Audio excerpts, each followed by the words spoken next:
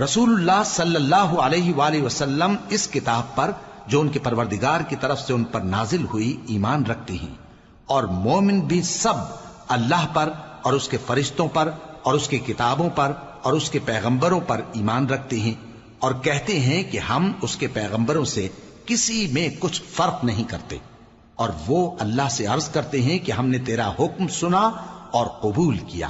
اے پروردگار، ہم تیری بخشش مانگتے ہیں اور تیری ہی طرف لوٹ کر جانا ہے۔ اللہ کسی شخص کو اس کی طاقت سے زیادہ کا ذمہ دار نہیں بناتا۔ اچھے کام کرے گا تو اس کو ان کا فائدہ ملے گا، برے کرے گا تو اسے ان کا نقصان پہنچے گا۔